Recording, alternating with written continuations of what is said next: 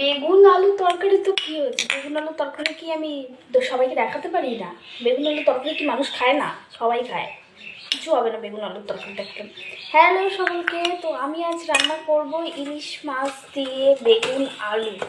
হ্যাঁ, মানে বেগুন আলুর ঝোল করব, ইলিশ মাছ দিয়ে একদম পাতলা ঝোল করব। জানি না কেমন খেতে হবে, তোমরা প্লিজ ভিডিওটা স্কিপ না করে প্লিজ ভিডিওটা দেখো। গরম তেলে দেবো, ভয় লাগছে দেবো কিনা। যাই মাম্মি, কাঁচা লঙ্কা নিয়ে নিয়েছি, এটা দেবো কারণ এটা এই পেস্টগুলো দিলে না খুব টেস্টি হয় খেতে। কাঁচা লঙ্কা পেস্টটা তোমরা দিয়ে দেবো, একটু ধুয়ে নিচ্ছি। কাঁচা লঙ্কা পেস্ট 5টা কাঁচা লঙ্কা দেবো, বেশি দেবো না। আর 1 চামচ দেবো জিরা, ব্যাস দিয়ে দিলাম। এটাই হলো আজকের পেস্ট।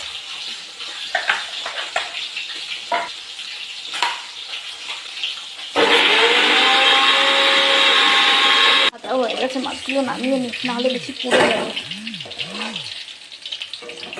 এই যে সেই বেগুন আমি কেটে রেখেছিলাম, বেগুনটাই দিয়ে রান্না করবো আজ।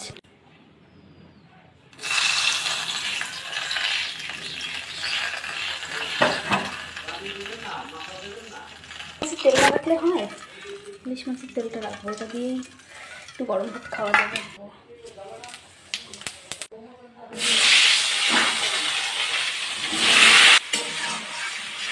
লবণ পরিমাণ মতো লবণ দিয়ে দেবো, 2 চামচের মতো লবণ দিয়ে দিচ্ছি।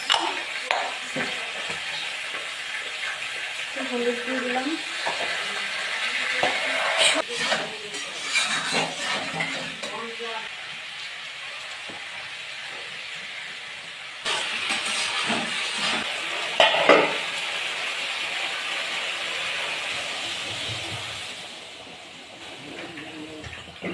জলটা দিয়ে ভালো করে একটু নাড়িয়ে নিয়েছিলাম, না হলে কি একটার সাথে একটা মিশবে না। আর এটা হালকা সেদ্ধ হয়ে গেছে বেগুন আলুটা, তারপর আমি এখানে মাছটা দিয়ে নিয়েছি। কথা বলতে ভয়ে ভয়ে ঢালছিলাম, গায়ে না ছিটে আসে।